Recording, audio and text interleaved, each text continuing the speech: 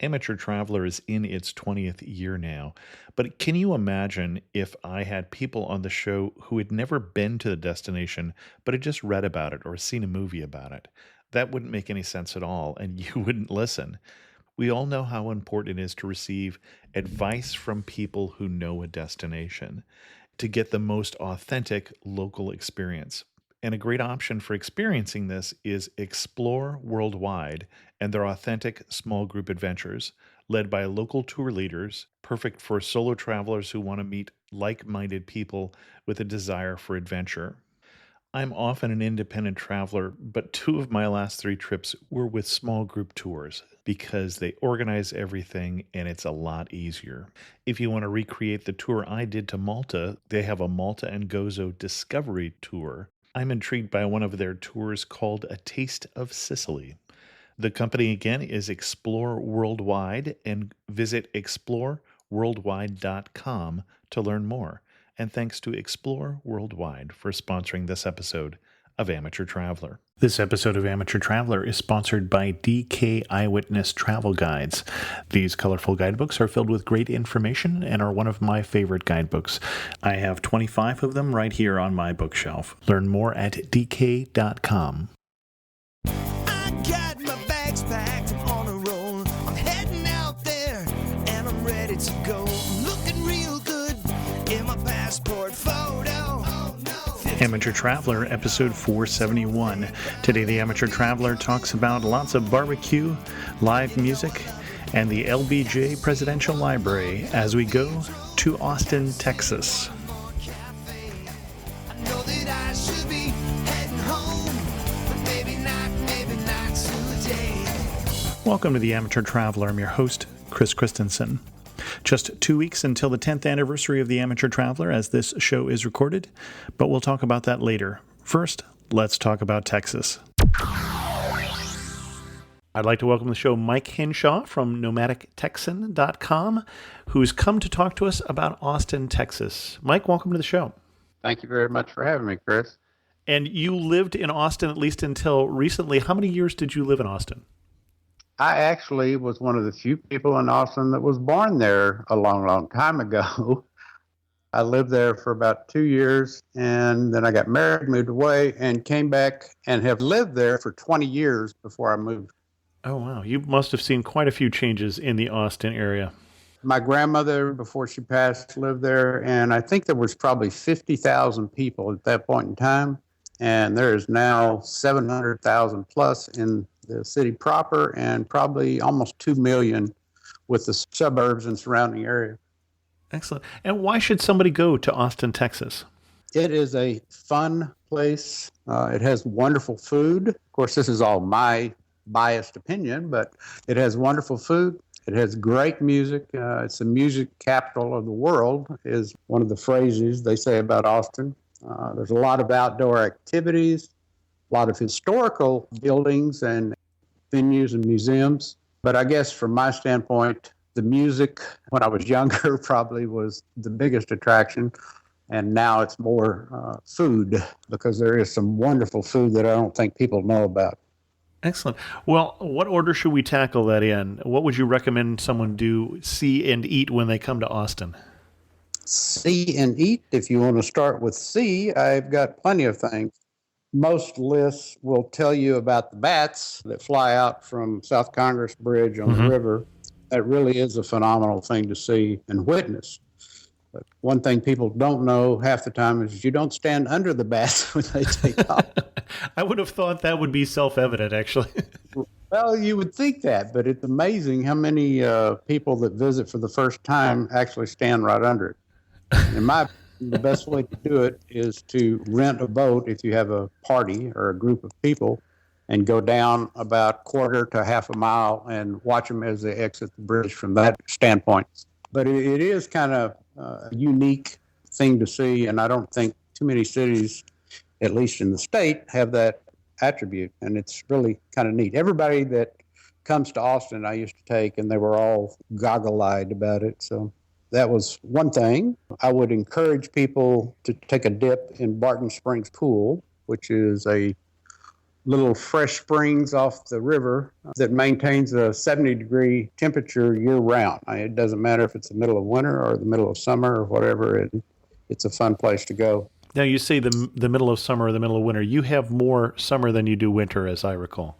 Oh, yes, sir. I think we really have 2 seasons, 9 months of summer and 3 months of fall. I don't even know if it ever gets to be winter there. So, what is the best time of year, in your opinion, to come to Austin? I would go in the spring because of the wildflowers blooming. The fall is temperature-wise is okay also, but the spring to me is the best. And it also has a lot of things like South by Southwest going on in the spring. So there's several reasons to come in the spring. Well, let's talk a little bit about South by there. Do you recommend people come at the time of South by or avoid Austin at the time of South by? And I think there are arguments for both. Yes, there are. And that's what I was going to say. It kind of depends on what your preferences are. If you like music, by all means, come. There are bands, probably 3,000 plus every year that come in for that. It's growing. And Austin has gotten to the point where it's very difficult to get a hotel room unless you book it way out ahead of time. So if you're a fan of music and want to come, please make sure you go out about 6 months minimum and book yourself a hotel room. Well, and they get the pop-up hotels and the other things where things turn into hotels during that time of year that are not normally hotels, which I thought was interesting. That and couch surfing really goes to the roof. They ask people that live in Austin and the surrounding areas to invite the musicians and other people into their homes and put them up because there's just literally not enough hotel rooms. And well, the hotel rooms get a little pricey around that time of year too. I didn't want to go there, but it's supply and demand. Yep. So that's kind of the way it is then. You're right. They do go up a little bit, and it's a shame, but that's and we business. Say up a little bit. I want to say they're about triple, depending on probably where you are and how close you are to downtown. That may be being kind in some cases. But South by Southwest is more than just music. It's also, there's a film portion now that has become pretty huge, and it's like that film festival. Sundance. Yeah, where they bring all the new independent films out and stuff. Well, that's what's happening in Austin for about a week, also in addition to the music. And there are just different things that are starting to evolve out of that. It's become almost a month-long process now, South by Southwest. And if we're not coming during South by, let's go back to, you had a recommendation of places that we should be seeing. Oh, yeah.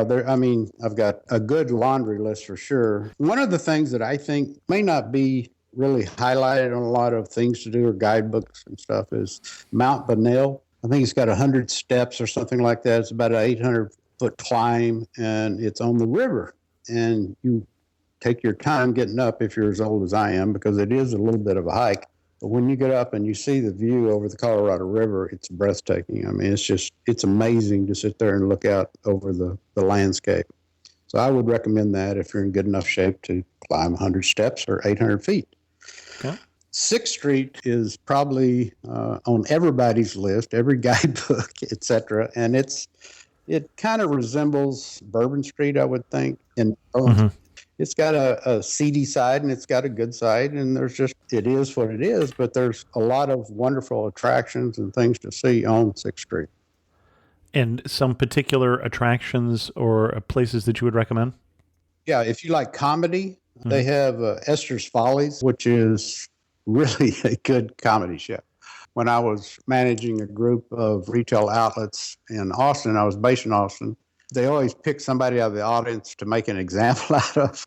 And somehow the people that worked for me volunteered me to go do that. And it was pretty embarrassing, but it was all in good fun.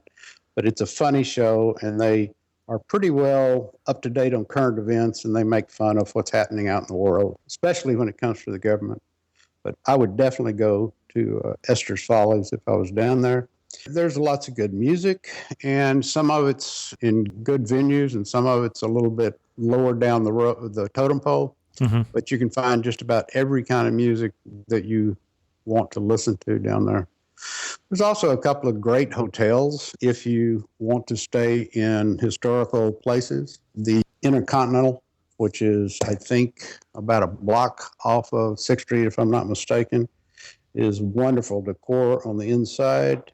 And the Driscoll Hotel, which has been around, it was bought by an old cattle guy back in the 1800s and rebuilt and has been rebuilt several times since then, is fantastic when you go inside. You look at the lobby, it's filled with antiques. It's got all kinds of stained glass chandeliers, etc. And you go to the bar and there's a lot of etched glass. And on the way, you have all these old 45s that are encased in glass and protected, and these different firearms that are back from those days, especially like, I don't know if they go back as far as the Alamo, but there are some very old firearms and different things. I mean, they have a saddle, if I'm not mistaken, that's back from those times, and just mostly the firearms. But it's really a wonderful place to go and look if you like old architecture. So. And you mentioned by one of the cattle guys, I don't know it to be true, but I sort of have this picture that part of Texas does really go back to the big cattle ranches as being the first big revenue source before, for instance, the university now, which has a lot of impact on Austin culture. Right, correct. And oil came in, I think, in between the cattle and the university, Okay. kind of. And cattle really still, I mean, one of the things that kind of I have to laugh at on every guidebook list and stuff is get a good steak. Well, I think there's probably a lot of places in Texas that you can get a good steak, and you definitely can in Austin. There are probably 5 or 6 5-star steak restaurants. Is there one that you recommend? Do you have a favorite? Sullivan's down on 4th Street has probably, my favorite is a ribeye, and they have a wonderful ribeye that's bone in. So that would be my first recommendation. Ruth Chris is pretty good. There's just lots of different chains that are there. Excellent. Let's take a break here and hear from our sponsor, who is DK Eyewitness Travel Guides. I was curious to see that DK already has a guidebook out on Cuba. So I was looking at the preview on Amazon.com. Like all of the DK travel guides, they have it broken down by regions. Each region has an introduction and a regional map, detailed information on each site in the region, and then the top sites are given 2 or more pages. Historic buildings are dissected to reveal their interiors, while museums have color-coded floor plans to help you locate the most interesting features. That's one of the things I love about the DK Eyewitness travel guides, that don't just tell me things, but show me as well. And this being the guidebook on Cuba, they even have a breakaway diagram on the Cuban cigar. The historic portion of the book covers everything from pirates and buccaneers to sugar, slaves, plantation, and then, of course, information about the Communist Revolution and the structure of the government today. You can get your own copy of the DK Eyewitness Travel Guides, including the guidebook on Cuba, at dk.com. Where do we go after 6th Street? Well, after 6th Street, there's Zilka Park, especially if you're there during South by Southwest, because they have about 6 stages, I think it is, out there that various bands perform on. If you come at Christmas time for about 3 or 4 weeks, they have a wonderful walk-through Christmas deal where they set up all kinds of lights, and the centerpiece is this gargantuan Christmas tree that you can walk around in circles underneath and get a little busy, but it's gorgeous. And they have little booth type deals set up where everybody does the thing for Christmas, and it's wonderful. Besides that, in the Zilka Park area is the botanical gardens, and probably the best portion of that, in my mind, is the Japanese gardens. They're really detailed, and they're really authentic Japanese plants. And if you're a plant person, I highly recommend you go to the botanical garden section of Zilker Park.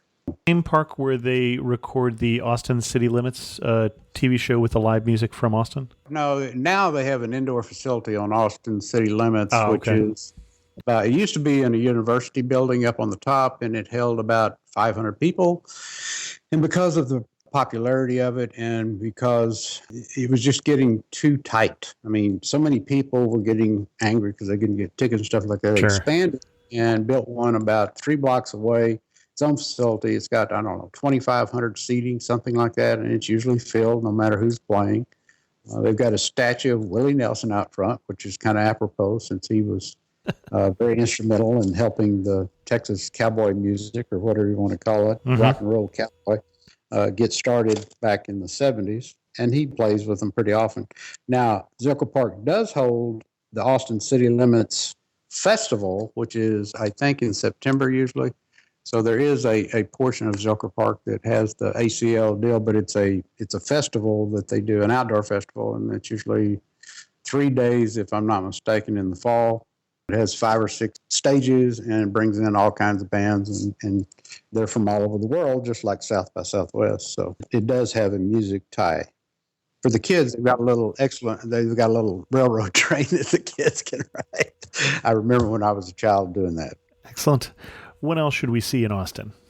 Well, there's a Ladybird Wildflower Center. Is yes or no? It depends on if you're into that kind of thing. It's a little bit farther away from downtown, but Ladybird Johnson was very instrumental in doing the wildflowers in Texas. I mean, she herself actually went out and dropped seeds in a lot of different highways, especially on the way to their ranch out in Johnson City, and different highways, and got a lot of people to do it too. And we probably, in my mind, have one of the best wildflower venues along interstates and along county roads and farm market roads and all that I've ever seen.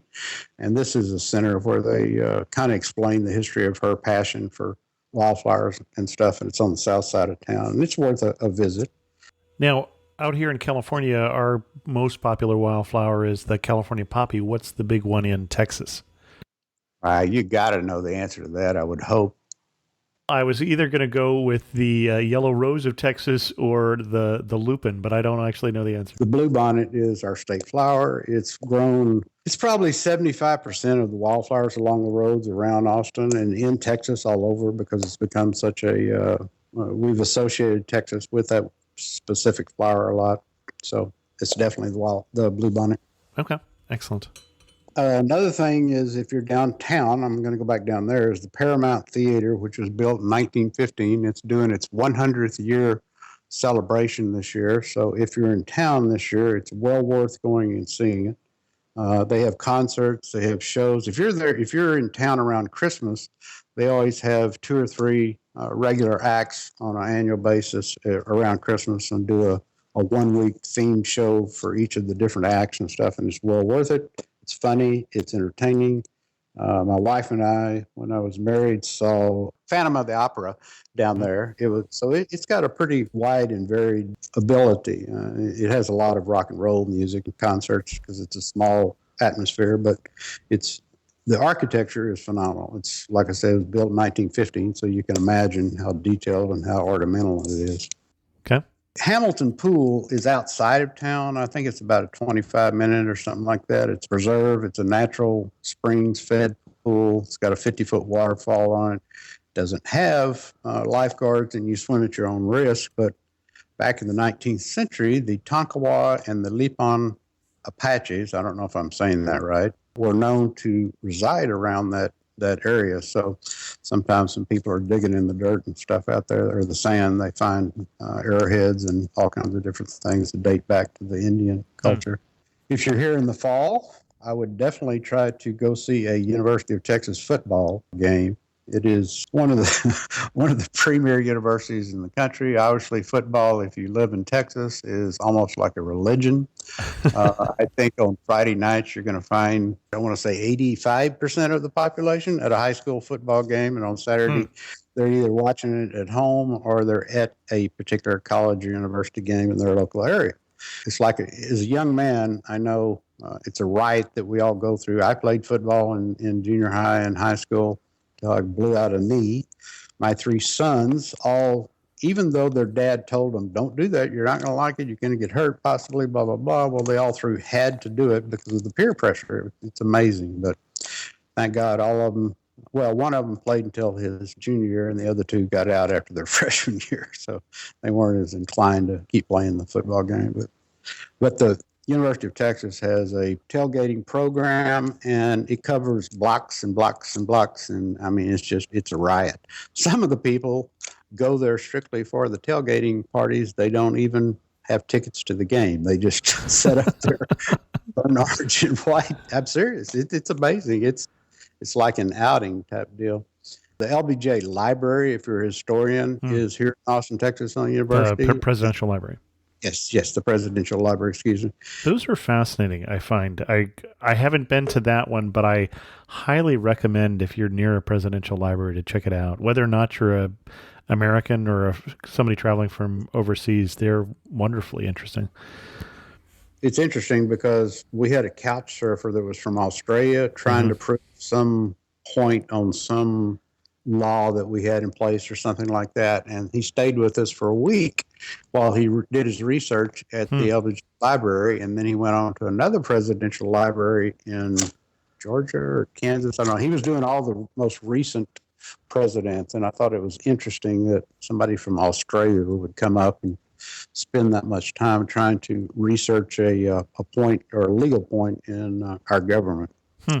There's a hike and bike trail that goes around the river downtown that Mhm. is probably, I don't think I've lived all over the South. I haven't lived up north, but I've lived all over the South, and I really hadn't seen a trail like that. It handles bikes and it handles people running and walking, and it's got trees, and it's pretty well, I think it's about 6 to 8 feet wide, probably. So it'll handle everybody.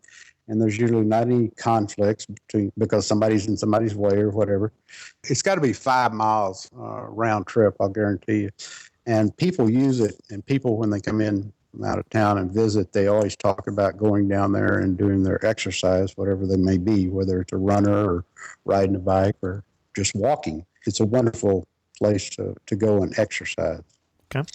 Bob Bullock Museum is downtown. It's got an IMAX 3D theater, which is currently showing humpback whales. And is that a science museum then, or?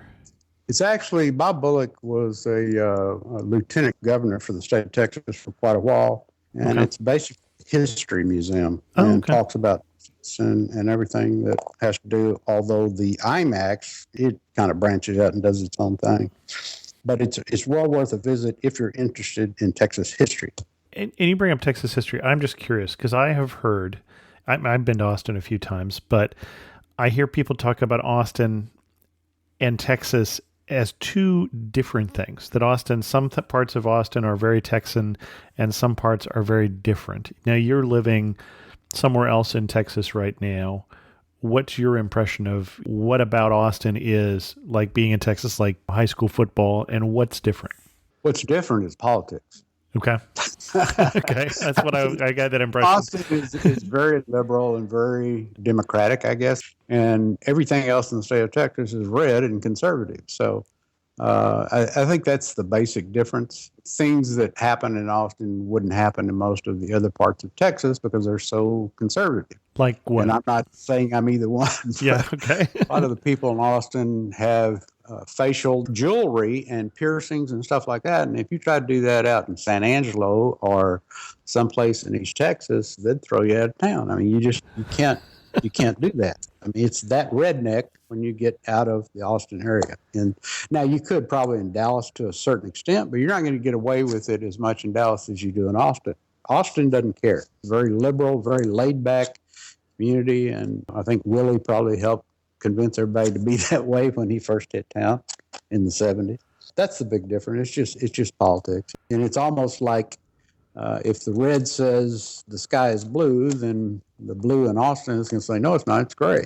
I mean, just sometimes out of spite in my mind. It's kind of crazy, but that's the way it is, really. What's going to surprise me when I come to Austin, if I spend a week in Austin? Well, there's different things that you could do. I'll guarantee you that. They've just started finally recognizing SoCo, SOCO, which is South Congress. Okay. And it's becoming a shopping venue. It's becoming a entertainment venue. It used to have, I think, 28 food trailers. And that's another thing that may surprise you is that Austin is probably one of the leading or top 5 cities in the United States for food trailers, I'll guarantee you. And the majority of them have good food. I mean, I'll never forget when I was down at the university doing something. I don't know why I was down there, but doing something. And this food trailer was outside the building. I had to go in, and I hadn't eaten lunch. So I went up and I ate this Korean taco with cabbage instead of lettuce and stuff as the filler. And I think it was some kind of kimchi meat, if I'm mistaken. And it was just like, oh my God, this is delicious. I mean, it's something that you would think you would find in like a 3 or 4 star restaurant, not a food trailer. And a lot of the food trailers, like the best one is Franklin's Barbecue. Oh, okay.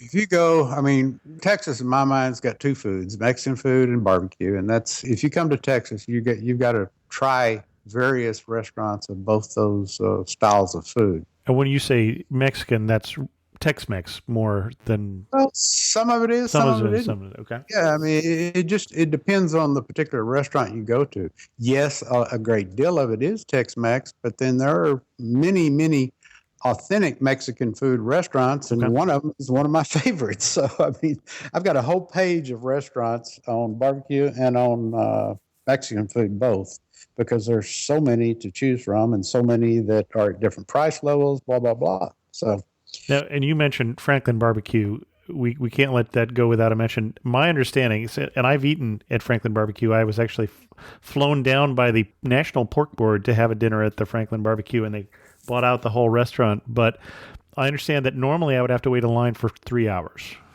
yeah, that's pretty close. I mean, it can be, if you get there early enough, it can be two.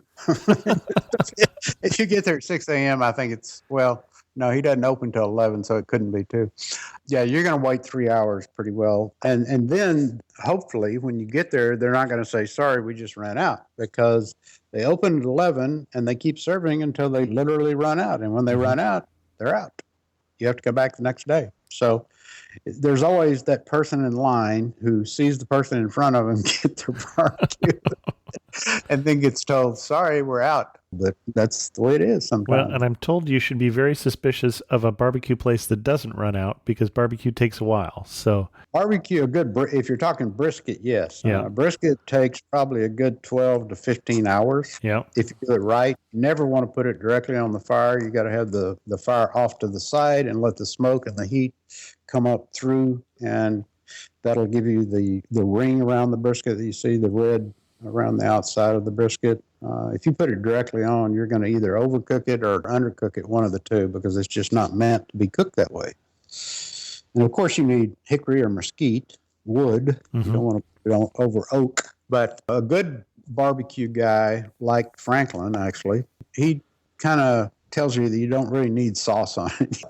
And see all these people wanting sauce and pouring it all over the meat, and he says that kills the taste of it, which I think he's probably right. But he does brisket, ribs, he does a pulled pork, which most places down here don't, because it's mostly just beef. He does turkey, he does sausage, he makes a potato salad. His purple coleslaw is a vinegar base, and a lot of people use mayonnaise base, but his is a vinegar base, which personally I like better. He does real good pinto beans. I mean, he's got a bourbon banana pie and a pecan pie and a key lime pie. So he's got you set. And I'll guarantee you, when you walk away from there, you're going to be filled with great food, and you're not going to want to eat for another 24 hours probably. So. Now, is there a place you would recommend that doesn't have a 3-hour wait? Oh, of course. Barbecue. Okay. Yeah, there's a place outside of town called Salt Lick, Lick, like you put out for cattle. It's in Driftwood, Texas, and it's pretty good barbecue, just to be honest with you. You don't really have to wait that long when you go out there. There's another place, a little town called Lockhart, that has probably three well-known. If you want to talk about a little town, I think it's got probably 18 to 20,000 people in it at most.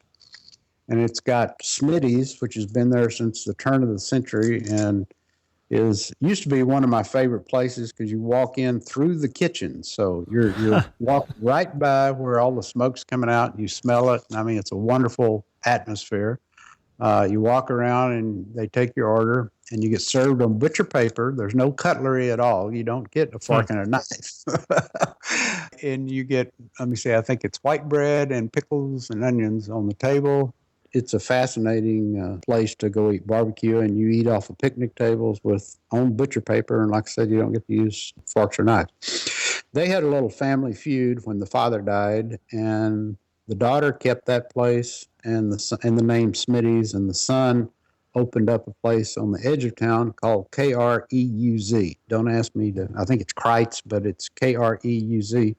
And he basically cooks the same barbecue, but it's a huge complex. You don't walk through the kitchen. It's just a normal type venue.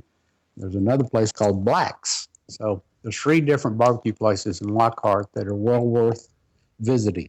If you're in Austin and you need barbecue quickly and you're on the run or whatever you want to call it, I'd go to Rudy's, RUDY''S. They are a chain that actually is kind of quasi a convenience store. You can buy gas out front. You can go inside and buy a breakfast taco, but they have a phenomenal amount of business. I mean, it's amazing, and I like their barbecue. My son lives near one on 183, and every time I go down there, we go over to Rudy's and have barbecue, whether it's brisket and sausage or brisket and ribs or whatever. We have it, and it's good barbecue.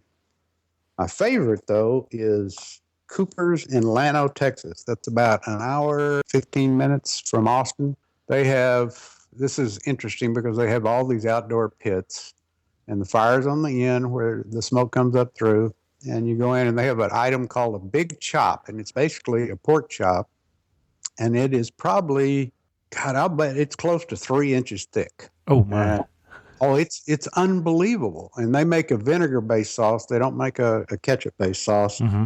I tell you what, when you eat that thing, you're in heaven. I mean, it's just every time I used to go to West Texas in my retail business, I would have to stop in Llano and get me a big chop and go to town.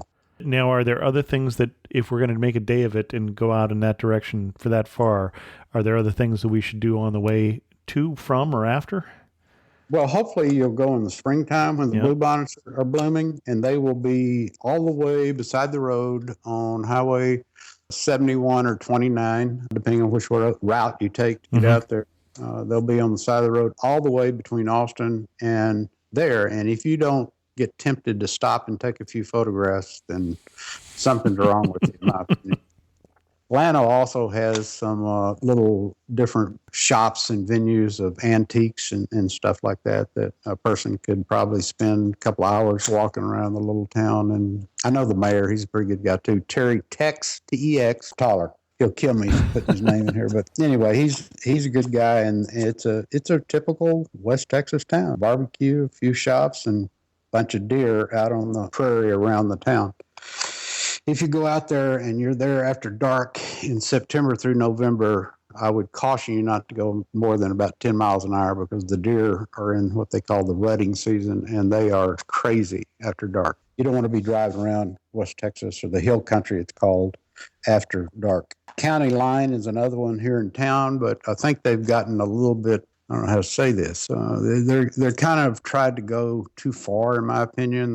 They're making all this thick homemade bread, and they've just kind of gotten away from their primary purpose, in my mind. They do have decent barbecue. I don't think it's as good as the other places I've listed, but it's decent. If you can't find any other place, then county line can be the place to go. Anything else we should know before we get to our last 3 questions here about Austin? Quick things to do that are usually not on the list. They've got a project called First Thursday, which is South Congress again. All the shops stay open until about 10 the first Thursday of each month. In addition to that, there's a place on Castle Hill where all the graffiti people go out and add to the walls and the murals that are out there, or change it or redefine it, or whatever you want to call it, which is kind of cool to see that going on. We have Circuit of the Americas, if you're into Grand Prix racing, that happens once a year. Texas State Cemetery has all the people, I don't know if I think it has Stephen F. Austin and all the Texas historical people buried there. Enchanted Rock, if you want to get into rock climbing, it's kind of a beginner's rock. It's out in the hill country, which is a beautiful place to go to.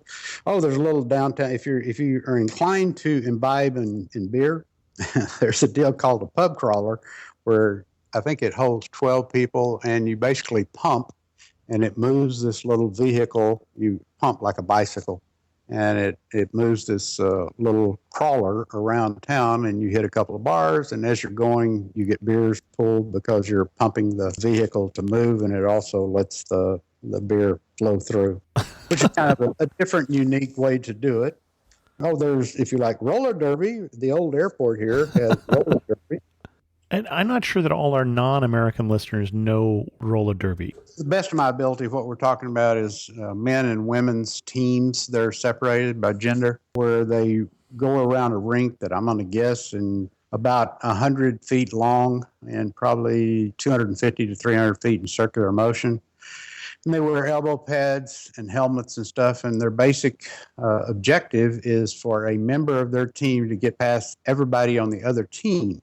Now, it's the objective of the other team on defense, or whatever you want to call it, to knock these people down with their elbows and with everything else that they got. They can bump them over the rail if they run into them from the side. And it's a pretty heavy action or oriented sport. But it always felt like pro wrestling meets roller skating. Wheels. Yeah, exactly. I think that's a great description. You're right. And they do it with male and women both. And some of the women are pretty darn tough. They get out there. So, yeah, you mentioned Mexican food too. Yeah, Mexican food is equal to barbecue in Texas. It's got all kinds of wonderful restaurants in town. My favorite is Guero's. It's down on South Congress. And I think every president in the last 20 years has eaten there.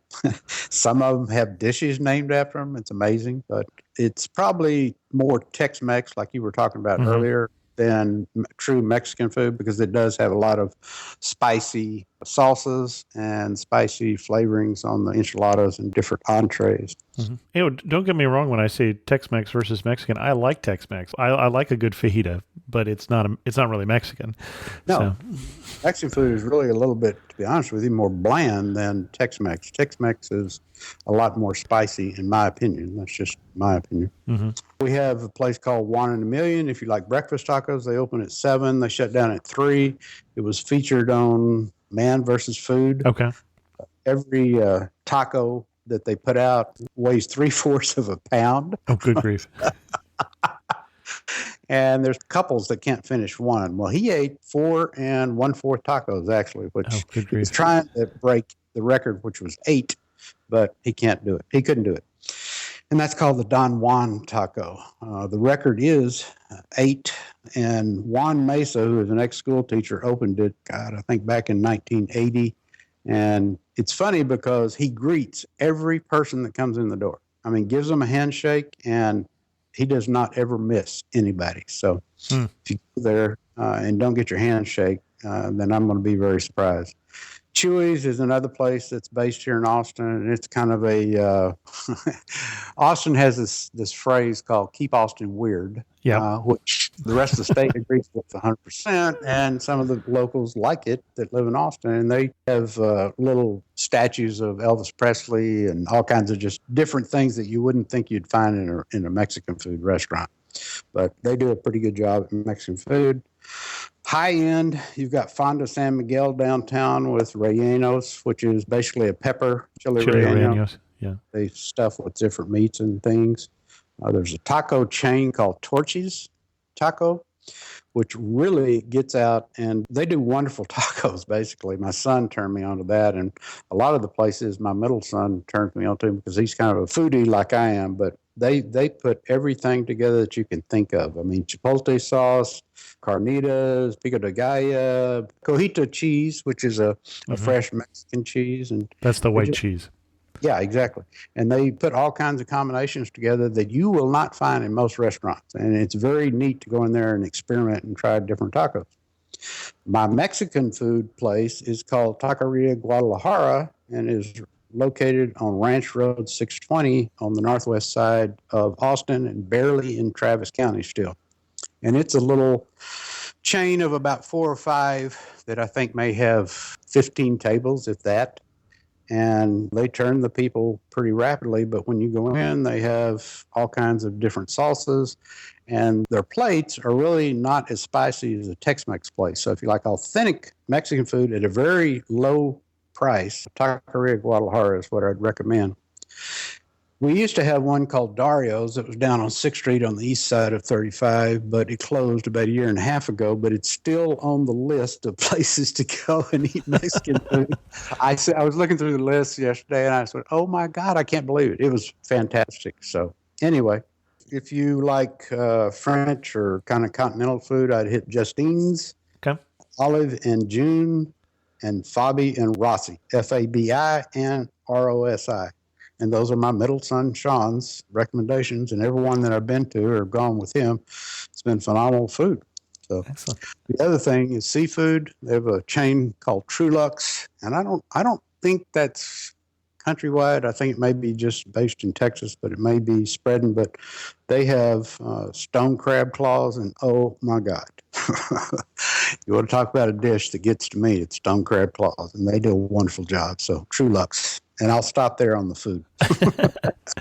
You're standing in the prettiest spot in all of Austin. Where are you standing on? What are you looking at? I'm probably going to be sitting at a restaurant. You are consistent, sir. Called the Oasis, and it overlooks Lake Travis, and it's up on the side of the hill. And you're going to be watching the sunset out over Lake Travis when it's full. It had a problem the last 2 years with not enough rain, but I think probably the rain that they've been getting, it's gone back to its natural setting. And it is one of the most gorgeous things to see when the sun sets over the back of the lake and you see that light coming across the lake while you're eating or having a margarita or a cold beer or something to go with your meal. It's fantastic. So that would be my recommendation. Excellent. And we managed to get through a whole show without mentioning that Austin is also the capital of Texas. It definitely is. And that would be one of the historical buildings that I'd recommend you go see.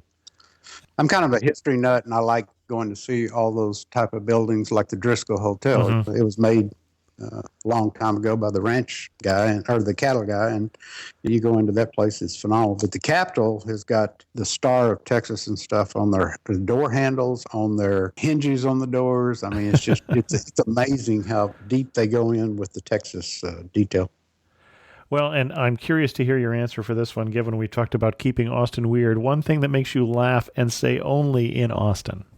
Probably the street musicians. I don't think you're going to find street musicians just performing on the curb or in front of a shop or in front of a venue, a bar or something like they do on 6th Street. You're not going to find that in Dallas or Fort Worth or Houston because they wouldn't allow it. In Austin, since their tag kind of is the music capital of the world, they allow it, and it doesn't matter where you are or what you're doing. You're going to run across people playing music right there on the sidewalk, and you know you're in Austin because nobody else in the state allows it. Last question then. You had to summarize Austin in only 3 words. What 3 words would you use? Let's see. That would be keep it weird. Excellent. Excellent. What other 3 words could you possibly have chosen, sir? Our guest again has been Mike Hinshaw from nomadictexan.com. Mike, what can people read about on your site? What's the most interesting post you've written recently? Most interesting and probably surprising to a lot of the people that follow me and stuff is the Just One Rhino post that I wrote. Oh, sure. Mm-hmm.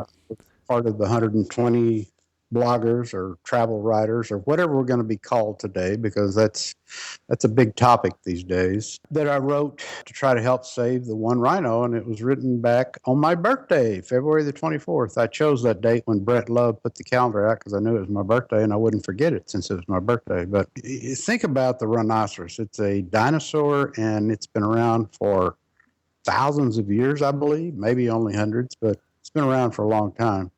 And we're almost out of them. I mean, we have just about eliminated this species, and it's really critical that people stop the plundering of the rhinoceros because of their horns. I mean, it's crazy that people want to get that. So anyway, that would be my most recent one. If you want to go back a little farther, I was on a trip in Thailand, Malaysia for about 2 weeks to go into that. I was in Japan last December, and I haven't written yet, but I just got out of Spain for a couple, 3 weeks, and there will be posts to come in Spain. Excellent. Our guest again has been Mike Hinshaw. Thanks so much, Mike, for coming on The Amateur Traveler and sharing with us your love of Austin. Well, I appreciate it, Chris, and I hope you have a fantastic week. In the community section of our news, remember that it is 2 weeks until the 10-year anniversary of Amateur Traveler. You're going to want to listen to that episode. I think I'm going to have an announcement for you in that episode. A shout out in this episode to Brana McNamara, who I met last month or the month before at a conference in Spain. She came up to me and told me she'd actually gotten into travel because of the Amateur Traveler. And that is one of the coolest things I've ever heard. I got an email from Mark who said, I just wanted to shoot you a quick email to thank you for the awesome Amateur Traveler podcast. I only recently got into podcasts during my daily exercise routine. And as I'm a very avid traveler, I travel about 200,000 miles a year, found your podcast after doing a search on my iPhone. Your podcasts are professional, insightful, and encapsulate the essence of the destination being discussed. And I find it truly fascinating to hear your podcasts both about places that I've already been to, as well as my appetite for places that I long to go in the future. I literally downloaded every podcast in the iTunes collection, which starts with number 30, and I'm currently up to 111, Mongolia, as well as up to date on your current weekly podcasts produced over the last few weeks. Well, that is impressive, and I can only hope, Mark, you'll find that they get better as you go along. Certainly the production value of the podcast has improved a bit over the last 10 years, and you're only up to year 2.5 there at 111, because we've done it almost exactly 48 episodes a year for the last 10 years. With that, we're going to end this episode of The Amateur Traveler. If you have any questions, send an email to host@amateurtraveler.com. Or better yet, leave a comment on this episode at amateurtraveler.com. You can follow me on Twitter, Instagram, or Pinterest, all at Chris2X. And as always, thanks so much for listening. I got to see one more cathedral. I got to sit in one more